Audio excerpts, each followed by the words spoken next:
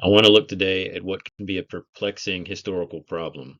We're going to call it the campaign problem, and I want you to keep in mind that this follows the expression an army moves on its stomach.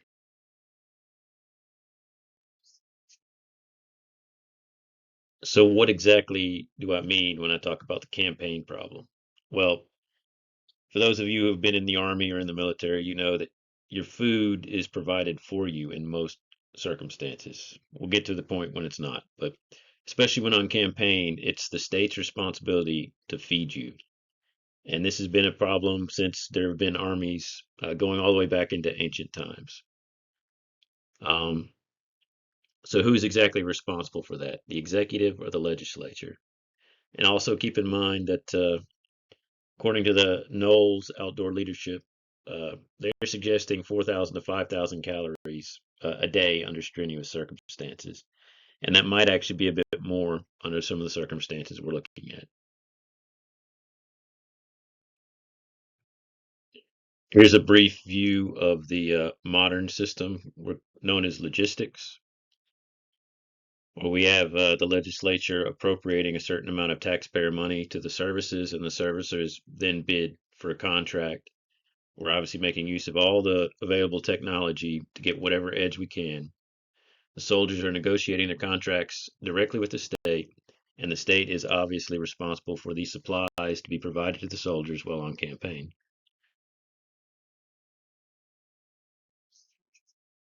All right, this modern system has a hierarchy of scale, and you either choose whenever you join whether you're joining a line combat unit or one of the supply support units. Now keep in mind the entire system is all volunteer, every bit of it, from civilians, soldiers, the whole lot. And there is a definitive separation of legislative and executive power.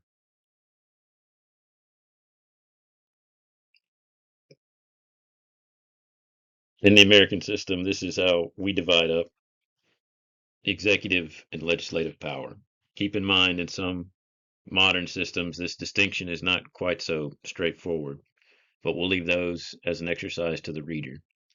The executive, primarily interested in what would be otherwise be called enforcement, determining the mission, directing the logistics received, and then deploying the units wherever they're needed. The legislature, primarily, it's missed by everybody. They produce soldier candidates. That's their first responsibility. Then they must provide logistics to support those candidates who are then soldiers. And then if there's any problems with this process, the legislature obviously petitions on behalf of the public, and that's the public discussion.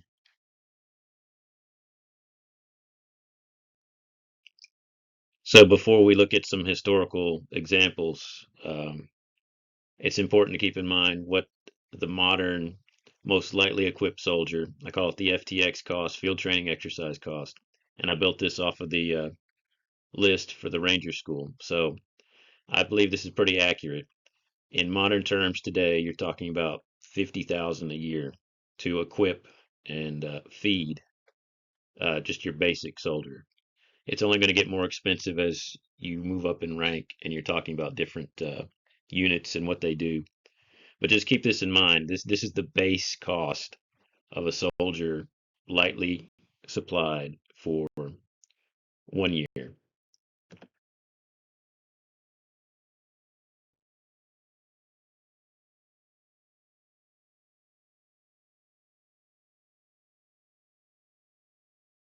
So here are two historical examples. Keep in mind we're dealing with just executive and legislative power, and so that leaves a choice. You can either have one individual contain both of those powers, which is what we call a feudal system, which is unique to Europe, or we have what the Roman Latifundium system, where you have separate military officials and logistic support representatives. Now, funnily enough, the Latifundium, which probably is more like our modern logistics, is actually predates the feudal system. But keep in mind, in ancient times, there's lots of gray area regarding where supplies are coming from and who's supplying what.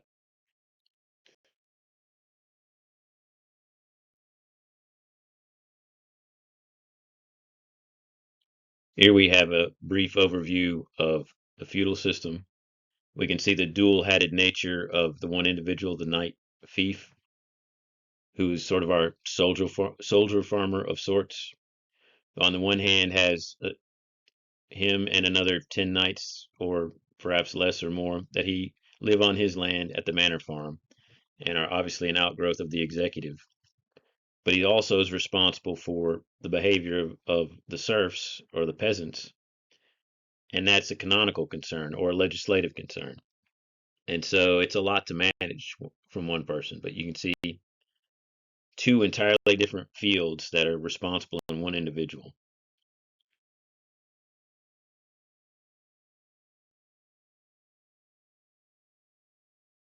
Pliny the Elder, in his massive work Natural History, does on occasion mention this latifundium, um, the estate farm, sort of decrying the loss of the soldier farmer of old, the citizen soldier farmer.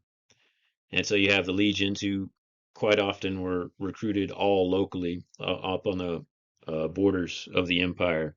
And then you have this massive estate farm that is being fed through slaves that are obviously captured somewhere up on the front and then moved all the way back to work on the farm.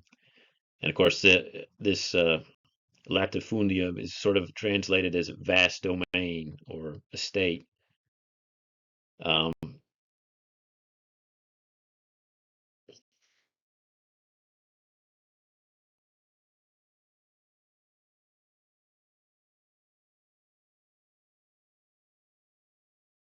Here are a few examples of modern latifundium systems. The only one of them might possibly fall under logistics. Well, one and a half.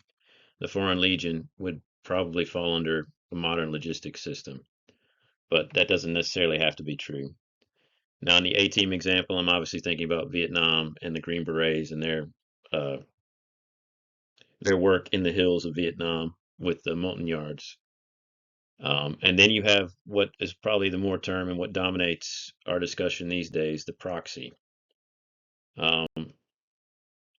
And that's more of, I guess, the CIA, SOF, Delta kind of stuff. But it's still important to keep in mind that it's technically a latifundium system.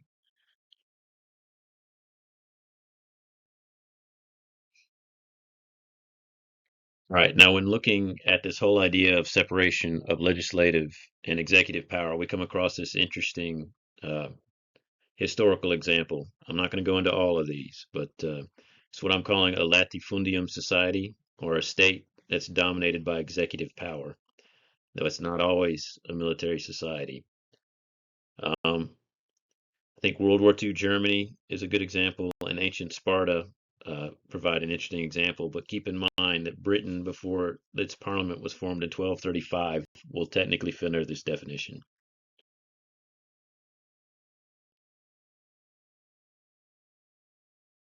Germany provides a great example during World War II of what happens when you have an executive completely overpower and completely supplant and dismiss the legislature, so that your only legislative power are the tycoons, barons, and nobles and their companies. They sort of stand and in essence, their canonical power has replaced the normal legislative power, but they still represent the legislature.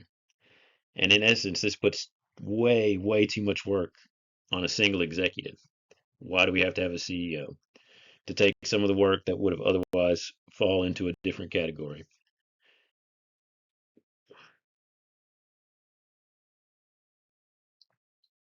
So if World War II Germany provided one example of the failure of a latifundium society by simply collapsing the agricultural system, ancient Sparta provides the opposite example, where the issue isn't necessarily the management of the farm, but that the standards set forward by the executive were simply too high to sustain themselves.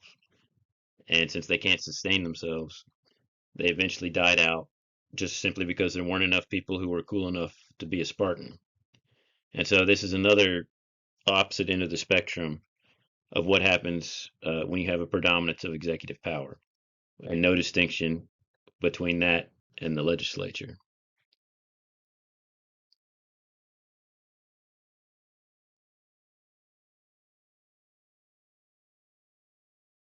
So, what does this discussion set us up for?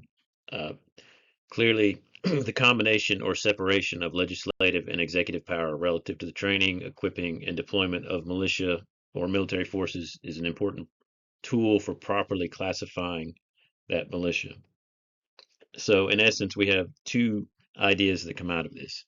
We have legislative and executive militias, a good example of that in British history, where you have the parliamentary army versus the royal army. And then you also points us towards defining what would be a proper definition of military. But those are for future discussions.